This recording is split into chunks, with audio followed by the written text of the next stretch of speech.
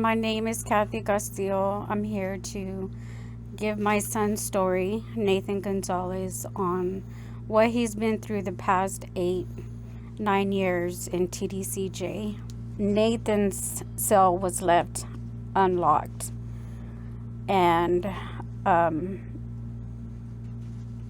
during that time when they took him out of his cell unit, it was him and his cellie, which his cellie did pass away too because of the aggressiveness of the attack, the brutal attack. Wow. That they both went through. He had actually been stabbed 27 times throughout, from his head to his, all the way throughout his body, all the way up to his spine. Yeah. I think it was it gang related, do you think? I'm pretty sure it was. The way I look at this is, and y'all probably do too, is in two separate ways.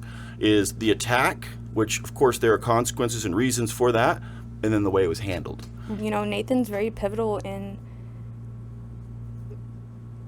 being the pillar of our relationships. Like, we come together when it's, you know, like we've always said, like family. And me and Cathy haven't seen each other for a long time, but when she calls me and says, hey, I have an opportunity to tell Nathan's story, would you be willing to help me with that? The calls were happening about what happened to him. That's rough. Like, how you're so powerless. Like, That's a good way of putting it. Yeah, you're on the phone and you're like, can I go see him? Can I go get him? Where's the hospital? And you have that block. It's like, oh no, this person belongs to us, the state. I fight so hard for activism in prison reform, jail reform. Yeah. Like, That's awesome. Meeting up with, you know, your city officials and asking them, like, what happens to the people? What do you do in this case? And this is that moment too. Welcome back, guys. So look, the podcast exists as a platform for people to come on and tell their story, their truth about their story. I believe that everybody deserves that. You know, you deserve the opportunity to be heard. So whichever way your opinion goes on some of these issues, just try to think about that. If it were you, wouldn't you want to be heard?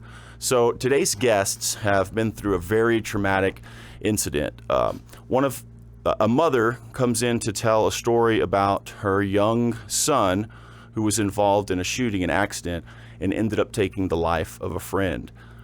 He ended up being sentenced to 15 years and is currently incarcerated, but was recently brutally attacked. So today's guests are both Cathy and Renee. Forged by fire, turn the pressure into power. For real. Fuels burn, yeah, we rise, we inspire. Forged by fire, turn the pressure into power. For real. Boom, and we are back. Welcome back, guys, to the Matt Cutrer Report. We've got another couple of special guests for you today. Today, our discussion is going to be a little more serious, but very important, I think.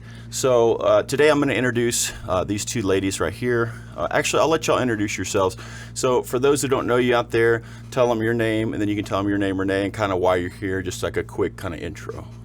Okay, my name is Cathy Castillo. I'm here to give my son's story, Nathan Gonzalez, on what he's been through the past 9 years in TDCJ. Yes, and Renee, if you want to grab her mic, that small mic, that little one on her shirt, and then just talk into that one right there. Oh, okay. I'm Renee, and I'm here for support. Nathan's been a big part of my life since I was a teen, so being close to the family and close to the situation, I definitely want to help in the situation any way I can. Nice. Cool. Well, thank y'all first of all, when you called me, I was up here working, and I answered the phone through Facebook, and you were just crying, and I was like kind of in a somber mood myself, and I just sat there and I listened to you, and I was just like kind of just taking in kind of your vibe, and I was like, man, she is in pain. And I was like, I just need to listen to her. I just need to listen, you know. And you just started kind of telling me, and you let it out, and it was I could tell it was very authentic, but you were just in a ton of pain about this situation, and I completely understand why. And I was like, man, this needs to be shared, and something needs to be done about this, you know. And I hope we can do something, you know, start the conversation, share it, get it moving in the right direction to get your son the protection that he needs while he's incarcerated. Right. So let's jump into it. So Cathy, you want to kind of tell the audience what you told me over the phone? Just kind of give us a synopsis of what happened. Oh. Yeah, actually, let's go ahead and cut the live, guys. You're going to have to tune in for the full episode. We'll catch you soon. Thanks. We can cut that live.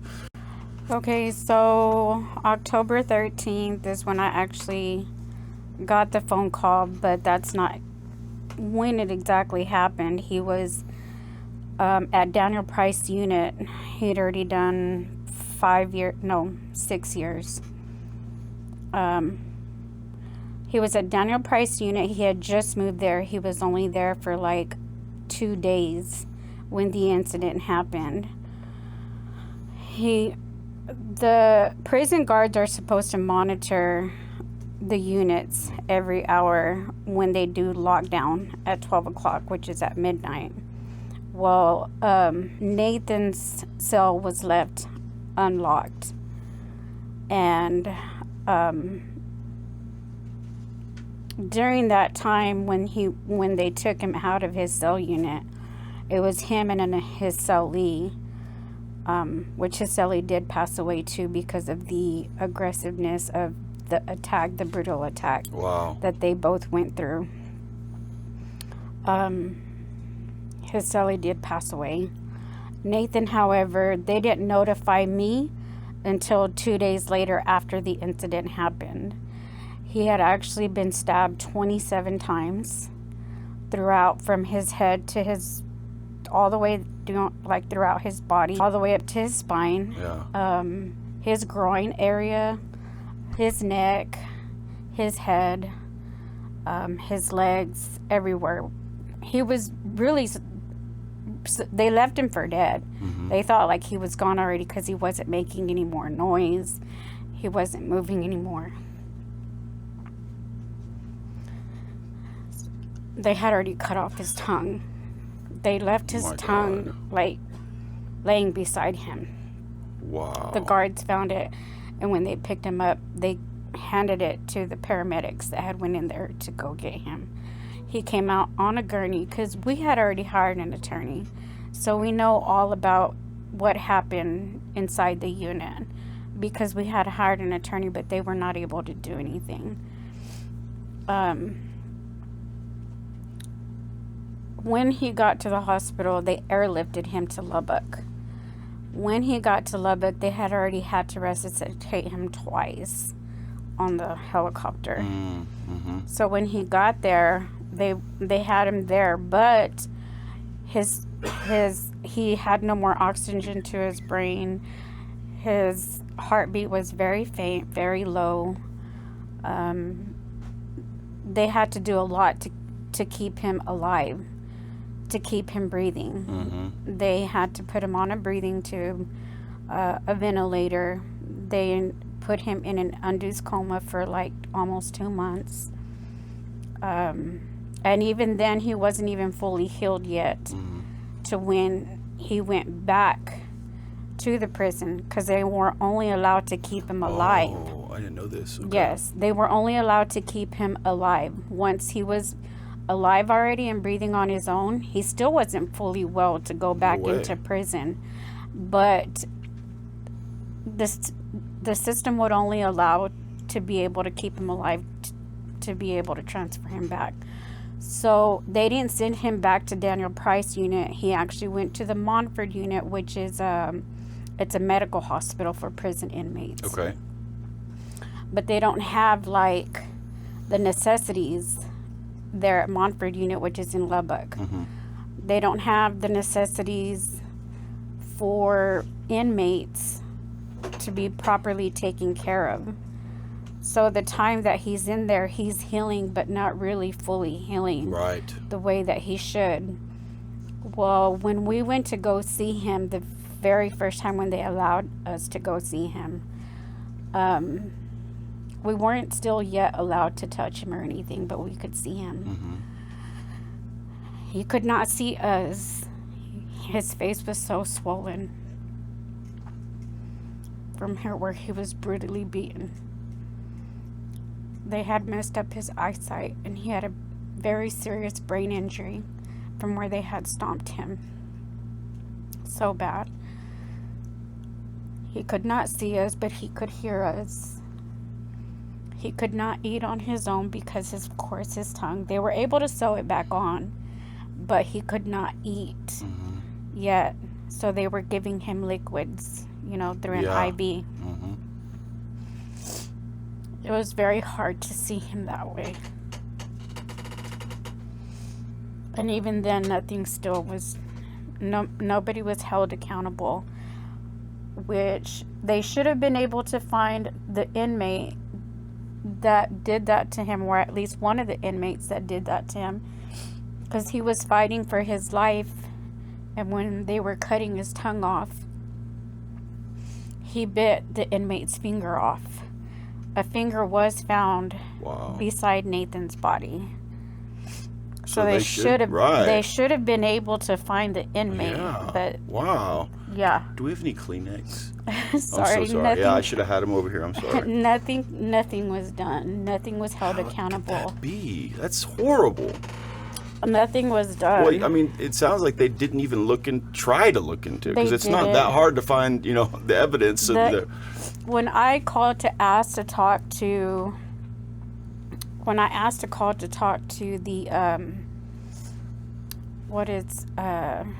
like the warden or the something? warden, Yeah. I asked to speak to the warden, because the warden was the one that called and left me the voicemail that I needed to call them in regards to Nathan.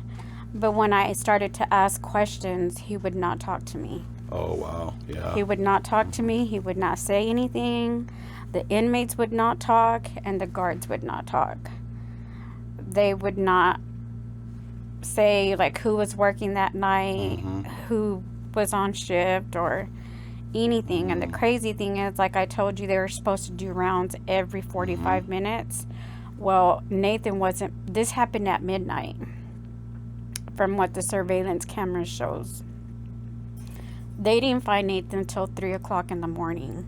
Oh, no. 3 o'clock in the morning, he had already lost 60% of his blood. There was no more oxygen to his brain. Oh. He was just laying there pretty much lifeless. Yeah. Yes, and that's why I said they had to resuscitate him twice. Okay. Airlifting him. Wow. Yeah, so he's been pretty much hurt ever since his attack, and we've been trying to go back and forth with the parole board to be able to let him home early. He still has 2 years to go. He's already done 9 years. Wow, it's a long time. Yeah. Yes, he's been in there for, all his young life. Like, he's 26 now. He went in when he was 18. So he's 26 now, but he's not going to be the same person that he was when he went in there. There's no way. There's no way. He still has trouble using his hands. Can he talk? He can talk, but he's a very bad lisp, and he forgets. He has short-term memory loss now. Okay. Like, if you have a conversation with him right now, tomorrow, you'll have to remind him of what you guys talked about. Wow. He doesn't remember. If we put money on his books, he won't remember. Wow. He'll keep having to check, like, how much money do I have? What did I spend it on? He has his long-term memory. He remembers people who he used to hang out with. Right. But as far as having a conversation with him today, and for you to be able to carry on that conversation and have him remember it, he won't remember I it. wonder. So that what that sounds like to me with a traumatic brain injury, it's in the way that it happened. It must have damaged the same part of the brain that with Alzheimer's. Same thing. They have long-term memory pretty much sticks, but the short-term goes fast. So I bet the same part of the brain was probably damaged from lack of oxygen. You think? Yes, lack of oxygen. Which that. So the way I look at this is, and y'all probably do too, is in two separate ways. Is the attack, which of course there are consequences and reasons for that, and then the way it was handled. So, from what it sounds like is that because it wasn't handled in the right way, fast enough, that could have caused the brain injury, right? With lack of oxygen. Yes. It should have been handled. Well, that's what I'm saying. Like, he should not be here anymore. And I don't say lucky because, it's just wasn't luck, but I always pray for Nathan because he's in there and he goes through a lot in there, has been going through a lot in there. Nathan's not a confrontational person. He's not a violent person. Pretty much anybody will tell you he's not a violent person. He's just been through a lot in there. But yes, that it has lots to do with it. And I guess where they did mess up his brain injury or whatever, when he talks to you, he has to look up to be able to see you correctly. Oh wow. He can't actually look at you straight and converse. He has to look up to be able to talk to you. Wow. Yeah. Do you think it was gang related? Do you think? I'm pretty sure it was, but he has no recollection of it. Right. He doesn't remember. Because, even now, if you sit and have a conversation with him, I think I've asked him twice. Because I want so badly for him to remember what happened. Right. Why did they do this to you? The first answer was, I don't remember, Mom. I don't remember anything. He said, I was asleep, and next thing you know, I was getting stabbed. Yeah. And my cellie was getting stabbed. Mind you, the kid that passed away, he was only 19. Only 19, and he was actually there from Snyder, Texas. Wow. At How the long Daniel was his Price sentence? His sentence was only 2 years. It's horrible. Yeah. His sentence was only 2 years, and they didn't even notify his mom. They just cremated him. What? And then called the parents. No, actually, they didn't even call the mom. They called the sister. Wow. It sounds like some type of gang retaliation, especially with the tongue thing, like snitching type situation, or who knows? I've looked into that, and that's pretty much what they said was he saw something or did something that they thought he was going to let out or something. And who knows if he even did? You know what I'm saying? It's just if they think it or think even it's a possibility, that's it, Right. God. And what kills me about this too is, like you said on the phone, you said, he's in there for something that he did that he's responsible for, and he knows that. Right. But it really truly was an accident. It was. Can you explain what happened? Okay, so that's probably where Renee would come into the picture too. Okay. We were actually celebrating my niece's birthday when I got the phone call. It was August the 1st, and I got the phone call, and you're gonna get a lot of views on this and a lot of backlash. That's okay. Okay, because I'm already getting backlash, and I haven't even been on here yet. Yeah, it's okay. But I got the phone call about Nathan and the incident, and he actually didn't even call me himself. I didn't hear from Nathan till a couple of days later, and he was already under interrogation. And from what I understand from the court hearing, when we went to court, when the trial was set and I was able to go to the court hearing, they were playing around with the gun when the gun went off. And he had just ordered pizza, and they were both playing, I don't know, what is that, Fortnite or whatever. Yeah. And they had a different, this goes to show you how, not careless, but they were not experienced in handling guns. Right.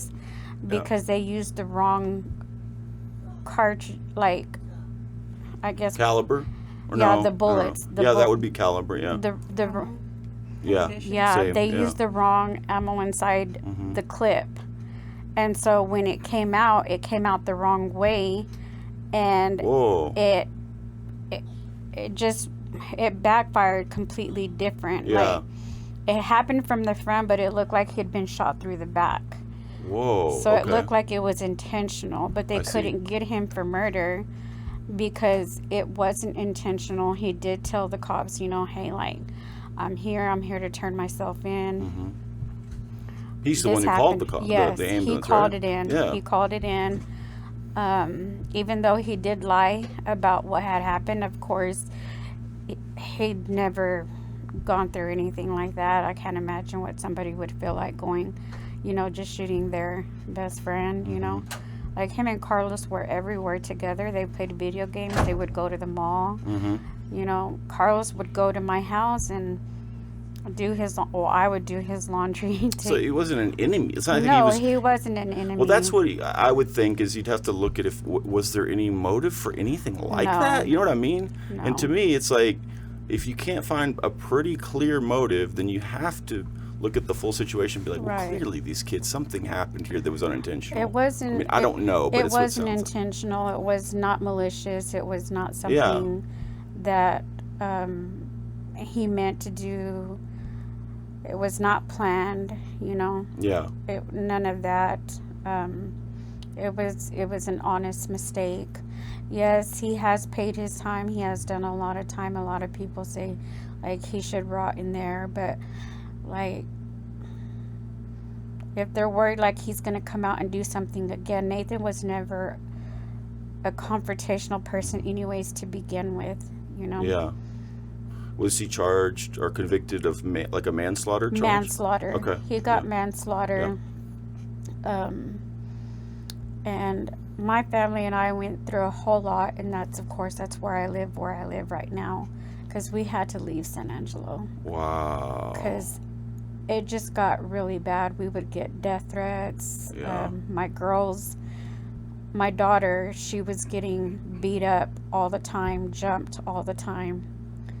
At school. Wow. I yeah. had to go pick her up one time.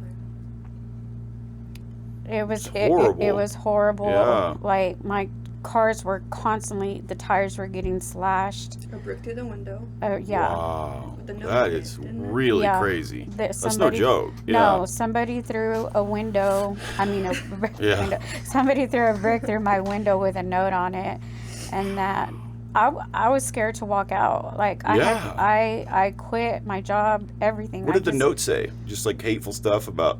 No, that I was dead.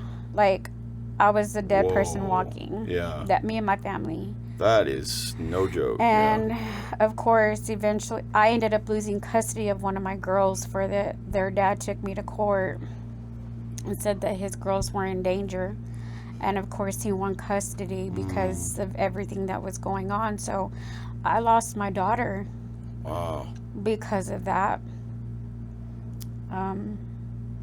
The only one who stayed with me was my oldest, because she was already old enough to make her decision where she wanted to stay.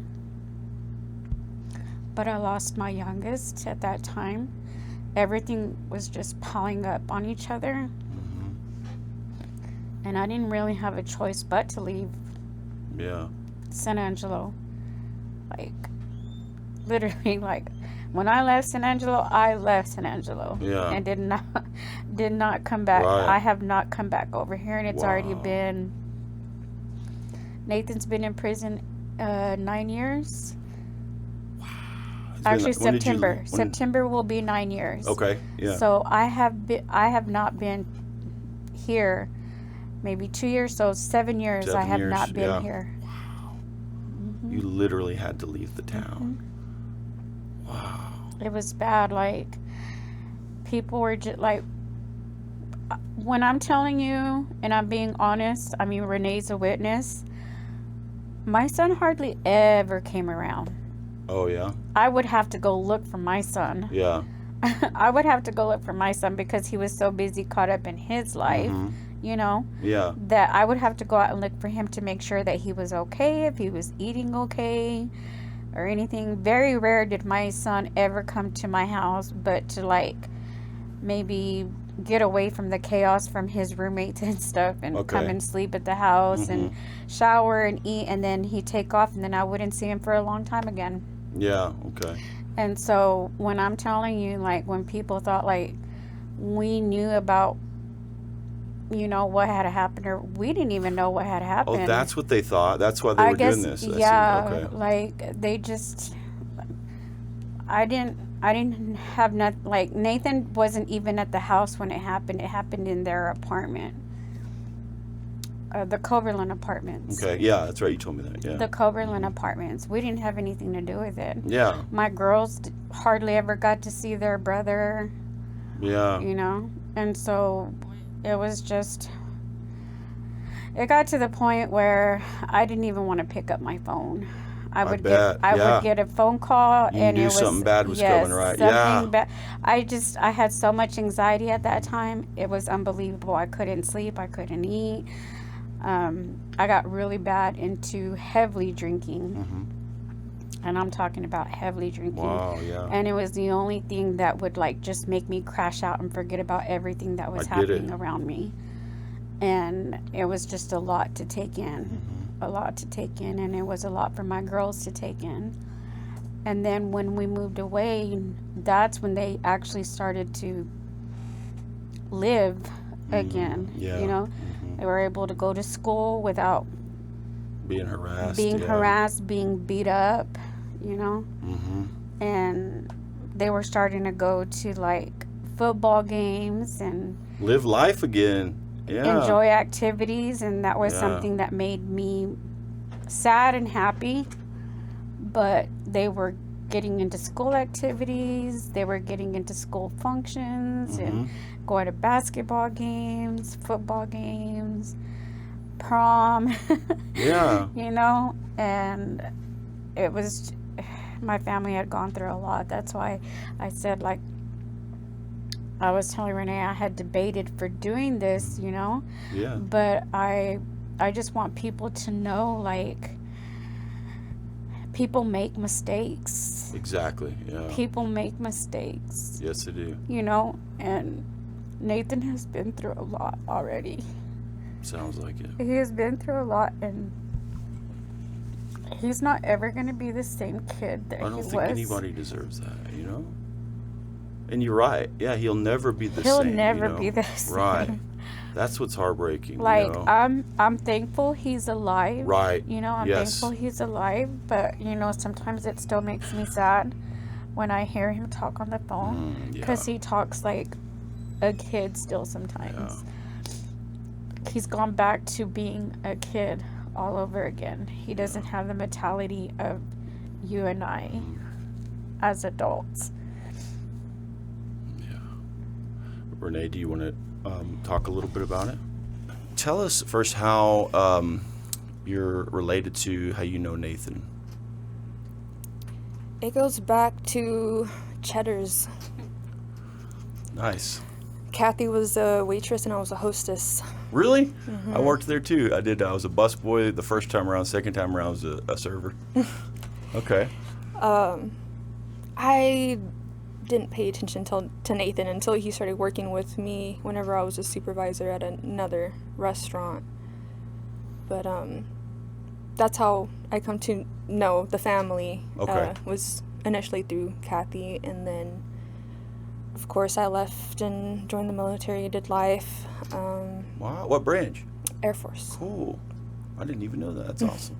You've done a lot of good stuff in your life. I have just done a lot. Very good. Yeah. So yeah, I think after the military, I knew I was going to go to college, and that ended up bringing me back here to San Antonio to go to ASU. And Cathy at the time was, what do you call it, fostering? She was fostering seven kids. Wow. Children. That's amazing. They were all, at the time, what was their age range? Like babies even? Like 3 toddlers? to... Yeah. No, maybe like 4 to... I think it was like four all the way up until like 11? Wow. Something like Ooh, that's tough. They were all girls. Yeah. Oh, really? Except wow. one. Oh, yes. The one was a little boy. Yeah. Our little mijo. Nice. But yes, that's what brought us back together. Was I came back to town, and then she had a situation and had asked me to babysit. And I was like, yeah, that's fine. And I went over, and there's a whole bunch of kids, and no big deal. And I remember like sitting down on a couch, and then I heard like a grunting. And I was like, what the heck? Yeah. And I'm like, what is that? And then all the kids are just like looking at me, and then one of them goes, that's our cousin. And I'm like, What? who? Yeah. And they're like, that's our cousin, Nathan. And I was like, what? And like I just get the blanket, and I was like, oh. Wait, where was he? He was on the couch, like Oh, sleeping. you didn't know he was there? I didn't know he was there. Yeah, like there was a okay. bunch of pillows and all the kids, and we're That's watching TV, hilarious. and I walk in because I'm like, oh hey, what's up? Yeah. I'm coming in to babysit, and I'm like, okay, whatever. Sit down, and I'd hear that, and I'm like, what the heck is that? Oh, that is and I'm hilarious. like, where did he come Yeah. from? He's buried under there somewhere, under the Yeah. under the kids. That's And hilarious. that's our cousin. I'm like, no, I did not know who. Yeah. Why is he babysitting? She's I like, know, yeah. She's like, girl, this boy's not gonna be babysitting Right, yeah. these kids. And I was Yeah, like, kids that age, boys that age, are not the best babysitters sometimes. They yeah, got their own and- stuff going on. so that's what brought us back together. And he was much more grown up then from like the first time we met, and the restaurant whenever he was employed. But he was there for me when life was coming down. When you go from military life, active duty, and then boom, you're a civilian. Mm-hmm. And then, man, the world's crazy. Yeah. It's very interesting to navigate, but he was there through it all. And so he's very important to me in my life and everything. So fast forwarding from like that, like we had barbecues and lake days, and like we were together like all the time, all of us. Like of course he'd go out and do his own thing every now and then, and me, I'm busy with my own life, but I think it was pretty frequent where we would all come together and have a meal, all of us. Like, and so that's something that's definitely heartbreaking to see from the events that had since happened, because after that there were no more barbecues, there were no more kickbacks, there were no more family meals like that. Wow. And it was kind of like the children all were good at making that happen, especially Nathan. Nathan's very pivotal in being the pillar of our relationships. Like, we come together when it's, like we've always said, like family. And me and Cathy haven't seen each other for a long time, but when she calls me and says, hey, I have an opportunity to tell Nathan's story, would you be willing to help me with that?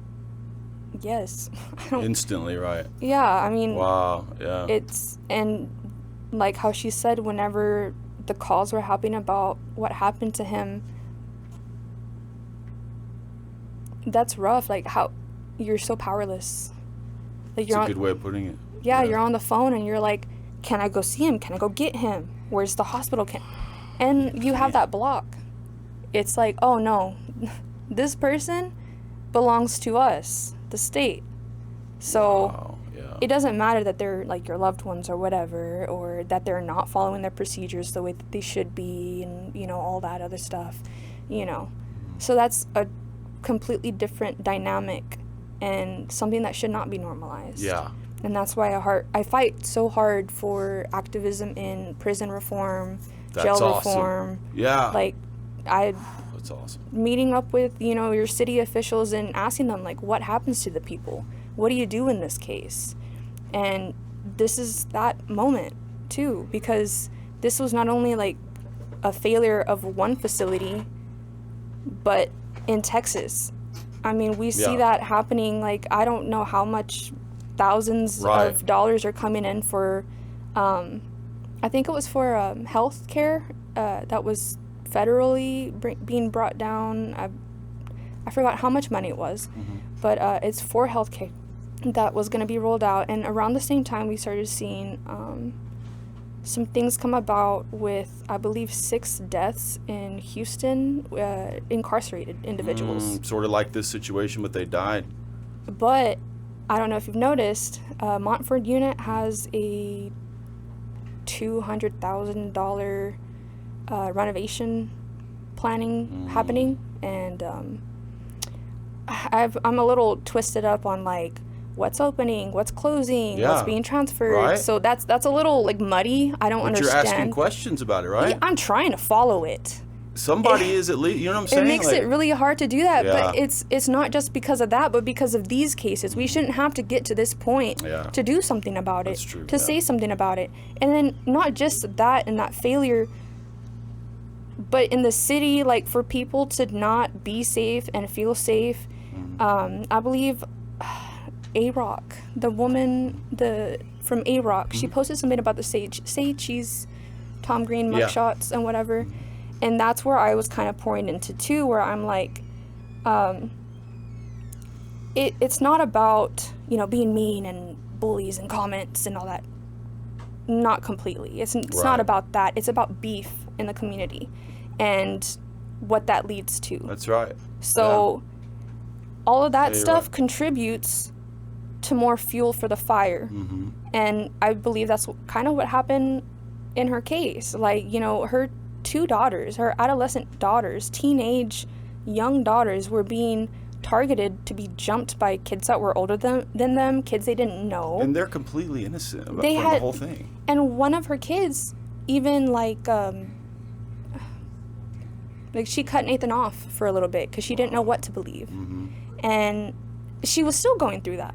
But, and I still have the t-shirt from Los's funeral and everything, and the funds that they were raising, and I got a t-shirt and I still have it in my closet and I still wear it, I saw him the day before he died. Wow.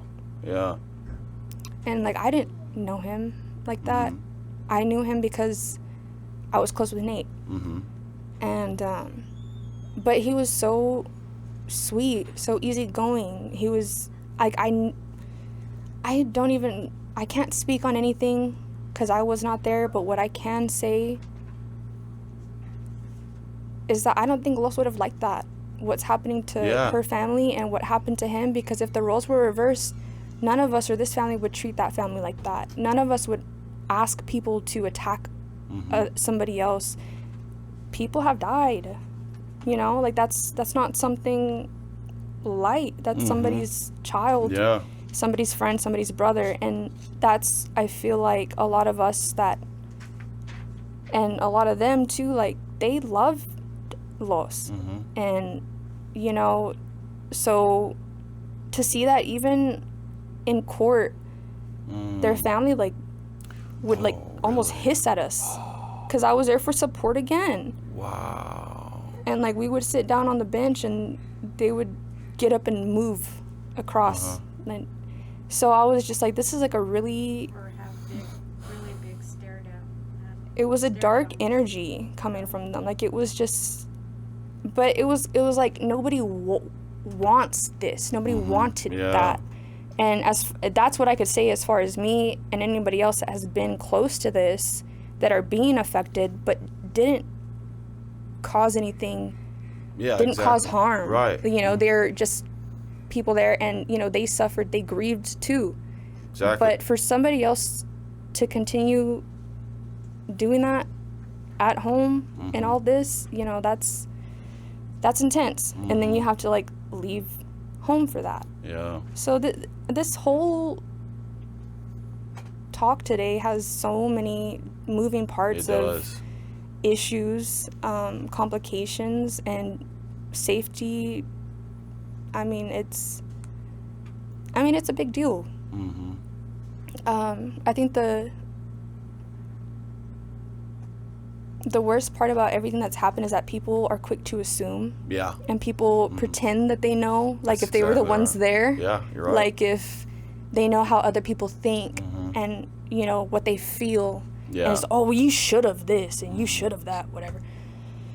Well, it's in the past. Yeah. And they didn't, or whatever. It's like, what are you going to do now? It's like, you can't live and dwell on the past. You have got to move forward, and you cannot cause more havoc. You can't keep causing exactly. more chaos. Yeah. You can't keep breaking and tearing people down. Like, that's not okay. That's not community. Right. Yeah. And that was my biggest thing with all this. Like, it was an awful case, and you know, his case, you know, his charges, whatever, that's for him to handle and whatnot. But I still love him, you know? Of course. I still care about him. Like I said, I saw Los the day before that happened, and he brought out his puppy, Ace. And Ace peed on me. I'll never forget that either. Yeah. It was a little puppy, and I'm like this. I was like, oh my gosh, so cute. I'm like, oh, it's peeing on me. Take it back. And he was just laughing, and he took it back, and that was the last time I ever saw him. Wow. But yeah, and I still go sometimes, and I visit, you know, his spot, and Nathan would ask me to do that for him too, like back whenever he was out and whatnot. And he was like, I would really appreciate it if I could go visit his resting site, and we would, and we'd just pray, and I would hear him cry, and you know, all of it, and that's what people don't see. Right. And how do you live with yourself Exactly. Yeah. over an accident? If it was an accident, I mean, you don't know. Right. And so it's all this and that. Like I said, I can't speak over anything. Right. I respect that. Yeah. I want to say, like, that was an accident, especially how it all rolled out. So that's what I'll call it. You know, and he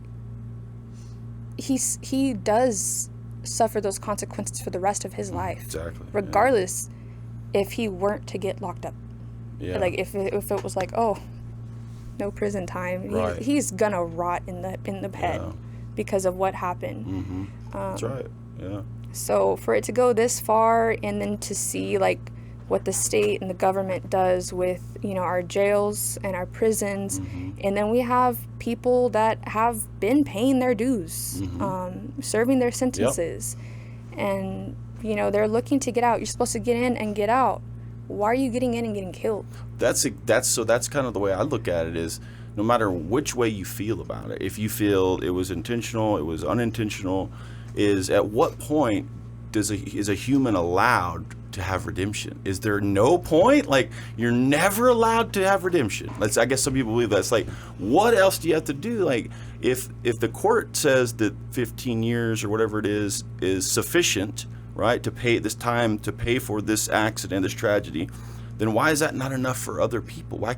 And you know, I understand grief lasts and it lingers and it's hard, but at some point you have to let somebody, you know, pay for their mistake and move on with their life, you know. And that's why I feel it's separate issues, because it's like, no matter what someone's in prison for, the question is, do they still deserve protection? Should they still be treated like a human being, no matter what they're in? Of course they should, you know. And so that's, I think, what it comes down to. And I wonder, you know, I'll ask Renee first and she has the mic, but then I want to hear from you as Nathan's mom. But what would be ideal here? Because obviously we can't, you know, he's got to pay the rest of his time, right? However much longer that is, 4 or 5 years, whatever it is.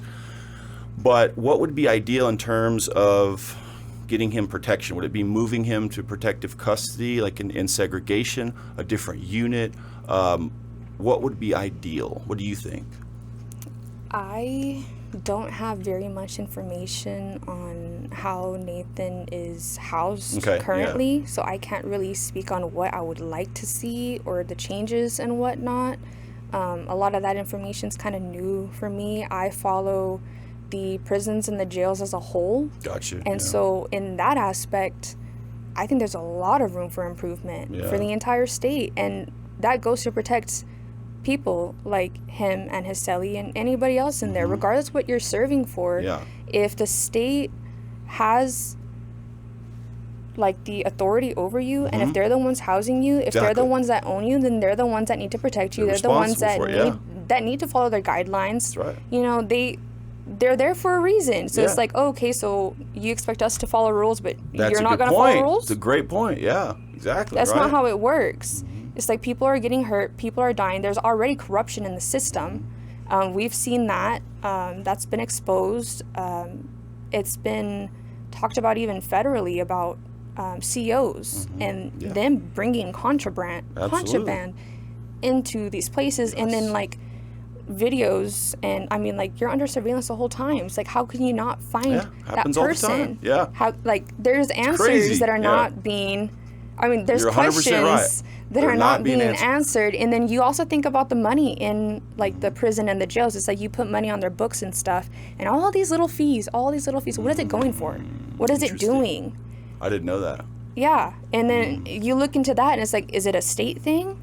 Is it, what is it? Right. What is this what are we for? paying for? Like, and then for them to do this, and I don't know how many other prisons are opening and which ones were closing, but then you look at the money of what was coming in and what's going out and where the money's being allocated for, and it seems disproportional because it looks really set up where like the state is ready to put everybody in jail and prison. I think you're right. I think a lot of people, most people could probably agree that the prison system, incarceration in America is really twisted, really messed up. And it's private ownership. It's like, what is that? How does that change? Yeah. Like, what does private ownership of prisons even mean? That's a good question. And I don't know what the solution is. It's a very big complex problem. But I think we can also agree, at least the way I see it is, I think we're lumping everyone together and just calling them criminals and giving them the same punishment, when I think the punishment should fit the crime and more in a way that, like, for people who are addicted to drugs, for instance, they go to prison just like anyone else for another charge, for rape. And really, most of the time, they don't need to be locked up. They need rehabilitation. And so that's just one example. But, I remember hearing about the safe prison reform, and people have told me who've been incarcerated. I know somebody in that program. Yeah, I do too. And, people have told me who've done a lot of years. They're like, it's not like it used to be, dude. And I'm like, what do you mean? They're like, well, back in the day, like, dudes were getting raped and there was all this fighting. And I said, it's not like that anymore? And they're like, well, it's a little different now because everybody's there to, just do their time and get out of there and get home. But then you hear stories like this, where it's like, if you don't get in a car right away, like a gang in prison, if you don't ride with whoever it is and you want to go solo, and then who knows, you get caught up in some kind of politics randomly, who knows? Protection as well. Right. And then something like this happens, you become a target. So easy to become a target. And either you lose your life or you end up like Nathan is right now. And it's like, so what are these safe prisons really doing? Like, how is it safer, And I don't know. I mean, we should probably consult an expert on that. The Safe P program, that one is specifically for drugs, rehab. Yeah. But I meant there's not Safe P, but there was a safe prison reform to try to make prison, aside from like actual Safe P is what I'm referring to. Oh, okay. Yeah, that's but I don't. For me, is like making sure that they are held accountable and that we are making sure that these people that we are paying our taxes for, that 100%. Are being, first of all, fed trash, if you look at it, and not fed enough. And some of them aren't even being fed at all. Yeah. And, that's a problem in itself. And it's like, we could make something work in the state of Texas. Yeah, exactly, We're right? Texas. Like, come on. We could figure it out, yeah. We can. That's true. But we're not doing that. And that's why these conversations need to be had. That's because true. What happened to Nathan should have never happened. His cellie should not have passed away, and absolutely deal with that. And just everything, you go in there and you think you're going to be locked up and whatnot, you would think somebody locked up in a cage is going to be safe. Exactly, yeah. So it's like, why is this happening? And once you start looking at the numbers and the reports, because they are quiet, they don't report about that very loud. But once you look into who has died and which facilities they're that'd at, be interesting. because you have to go find it. Yeah. Because this is happening very often. And it doesn't come out till days later, because I do follow a lot of those, and I follow the facilities. Because it is important. Like, what if I were in there? What if you were in there? Yeah, or like, your kid, yeah. Yeah, so it's a big deal. It's something that we should care about, and it's not like, oh, just, what do people say? Lock them up and throw away the key. Yeah.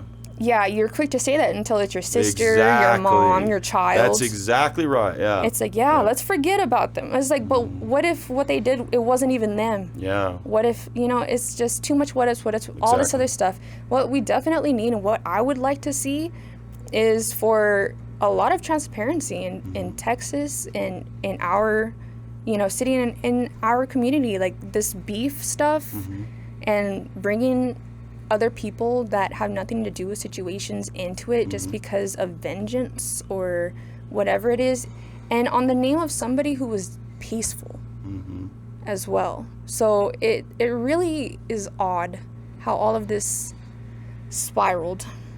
Yeah. Because Los was happy, calm, chill, and then just the way like the energy came from the friends and the family. Yeah. And then, life goes on, and all of us, we've grown and whatever, so we've been able to see it over time and how it changes and how it works. We've had our loved one locked up, and, so it's like, now that we've had that, we don't say, lock them up and throw away the key. We don't say that. We don't say that to, the only people that say that are people that have never experienced anything like that. Yeah. And, so it's really important, not for like, let's just not make a big deal about, criminals that need to be in prison. It's not about that. It's not about that. It's about making sure that if somebody else is going to have responsibility over you and own you, well, then do a good job at it. Why they should be coming back home at this time. That's right. In one whole piece and all that good stuff. Yeah. What's happened in this situation is very extreme. And I remember reading about some of the cases, because a lot of the cases, if you go to jail and prison, a lot of your rights and a lot of what should go by the book, it's not. And it's so often that it's very difficult to get a case, to sue. That's what I was going to ask. It's very difficult. Because this sounds like it's something you could pursue that, but like you said, it's probably almost, they make it near impossible probably with red tape and politics and cover-ups. We've literally paid thousands of dollars, and wow, nothing could be done about it. And that's common. And it's something that I think, and that's why I told her, I'm like, all of us have been affected by that, but as we grow up and as we have our nieces, our grandchildren, and our own children and babies and whatever, and if you still have other people that have some kind of weird hate over something that had nothing to do with you as an individual, and then your own children and your own family are becoming targets from something that happened that you weren't even involved in, that's when it becomes a problem. And that's where, like, you have to stand up and say, okay, this has got to stop. How do I stop it? Yeah. She came here and she's talking to you about it. Yeah. Because that's how it starts. It's been going on for so long already, and they have been so quiet, so demure about it. And they are getting worse. Like the other people, like, they are still harassing her family, and I unfortunately was being briefed on all of what was being said and threatened and all that, and it's not okay. Like, it's not. And they don't even live in this town. So, all right, so Renee, I'm going to ask y'all both a question here to finish. So, if you could contribute one thing that might help with the American prison system to improve it in some way, what would you say? What would be your one thing? That's a hard question. Yeah, I mean, it is. I mean, and it's something, I mean, it can be anything. Just maybe a small improvement, something that would improve the lives of those who are incarcerated, really. You know, I would be totally down to have these little flock camera devices in the prisons and on prison property. Yeah. Because, you know, I would rather I would rather the public have surveillance of everything going on in there and the people, and the public help watch that. Interesting. And Whoa. use flock cameras for That's something interesting. like that instead Yeah. of relying on another system, Yeah. on relying on COs that probably don't give two shits if you live or true. die, obviously. A lot of the times, you're right. Yeah. And then corrupted officials that own the prisons or whatever, and you know, the gangs and stuff that goes on there. Perhaps where there are no rights already, surveil that. All these flock that's right, cameras that yeah. are coming out on here, and we're all like, why are you watching us? Why don't we watch that? Okay, Flock yeah. cameras for something like that. I don't think they We could need hurt. transparency. What I Increase want is surveillance, yeah. complete transparency for the people, the inmates, and the state government, and everybody to see. There shouldn't Okay. be any secrets. Okay. And it should Yeah. be, like, we should know what these costs are funding, how they use them, making sure that they are fed and stuff like that. So it's just having like that kind of like surveillance, and then just the I like it. transparency. So I guess I'd say slash surveillance, transparency. That's what I was going to say. Yeah, more increased surveillance and more transparency. That's fantastic. So Cathy, you know, I asked Renee this, but what, first of all, would you like to see happen that could help Nathan? Would it be increased, you know, protection, surveillance, getting him moved to another unit, or like segregation? Like, what's gonna? Because I know we can't get him out, you know, and put him on parole or something. He's got to finish his sentence. But what could help him at this point? At this point, I think Nathan just needs not so much protection, because he's not going to get it. Right now, where he's housed at, it's a facility for people that are sick. But like I said, they don't have the correct equipment, nursing, anything like that. I mean, if I understand that they're in prison units, but prison inmates also deserve to have the correct treatments if something like this were to happen.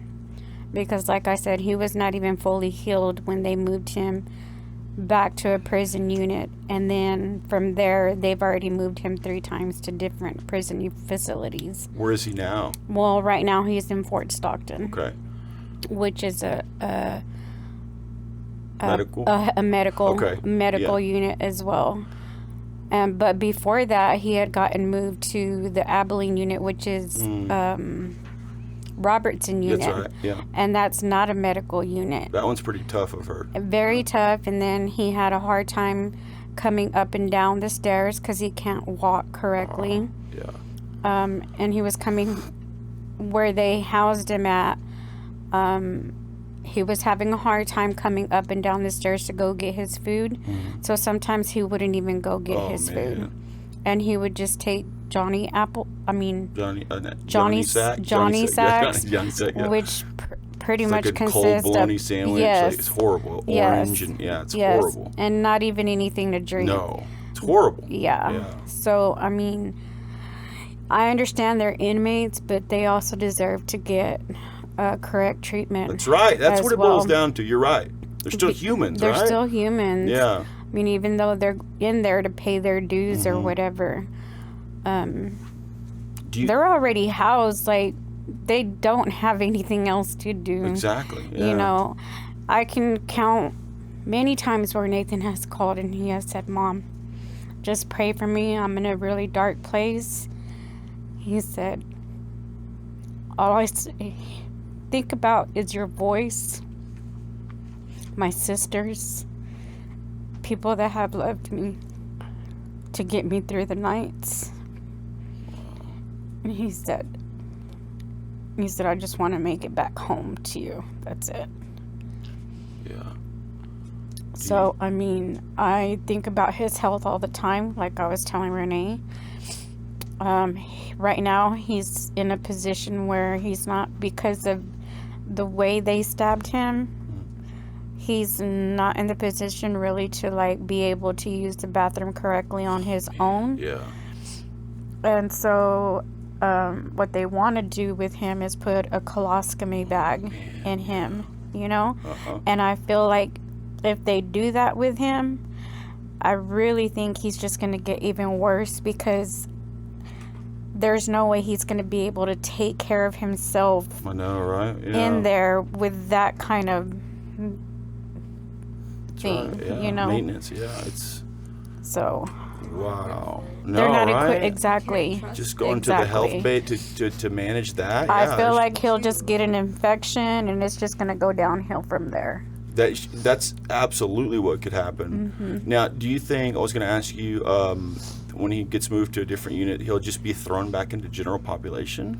Would they do that? I'm really not too sure. I've asked that question Yeah, plenty of that's times what I'd to be every unit he goes to, You never know. because I'm It's a afraid, possibility. right? That's crazy, though, after what happened. I'm afraid of that being happened, because when he goes, if he does go back into general population and not a medical unit, it's just, it was bad at Robertson. He did not want to come out of his cell at Robertson. He was scared because, like I said, it wasn't a medical unit and it's a rough place, and he just said all kinds of things happen in there. And so he just said that he would avoid chow time or period, and not even go down to get his food or anything. He said sometimes somebody would offer to come bring his, tray to him. But other than that, if that wasn't the case, he just would not go down at all, period. So during that time, me or his sisters would be sending him money on his book so that he could get care packages or food on his commissary, so that way he wouldn't have to go down to chow time. Or like I said, he wouldn't eat nothing at all.